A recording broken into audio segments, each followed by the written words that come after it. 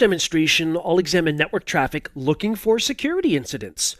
That can kind of be like looking for a needle in a haystack if you're doing it manually. And in this example, we will do it manually. We're going to use the Wireshark free packet capturing tool to examine some packet captures. But certainly, there are appliances, whether they're virtual machines or physical hardware devices, that you can acquire that will do a rigorous, detailed network analysis looking for anomalies.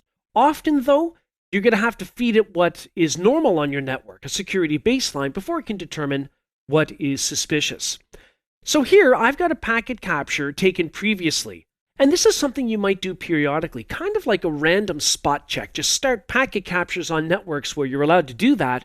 Save the packet capture files for later analysis. You might simply go through them out of interest because it is very interesting. But at the same time, you might also look for things that perhaps shouldn't be on the network, protocols that shouldn't be in use, or maybe rogue hosts that were not there and now are showing up.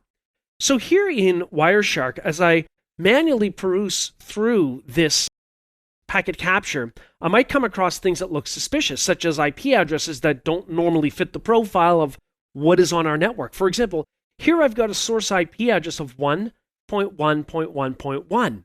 where my subnet is 192.168.0. Now that's not to say we shouldn't have any traffic outside of our subnet. Perhaps the subnet does allow traffic from other locations. However, the other thing to watch out for is to filter when you find something that you might think is suspicious. So for example, maybe here a filter for 1.1.1.1. Now notice that when I tried to type that in and press enter, I have a red bar, nothing happens. Well, that's because I have to tie that value to a specific attribute. So for example, ip.addr equals 1.1.1.1.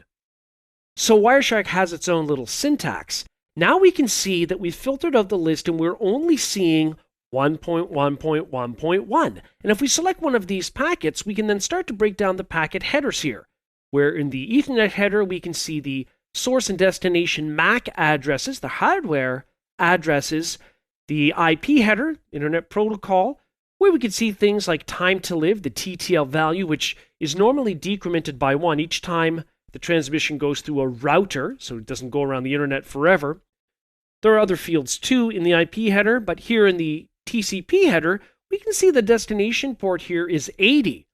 Now what's suspicious here is from that same address, it looks like it's trying to hit TCP port 80. Okay, it's trying 192.168.0.2. Same with 03, trying to get to port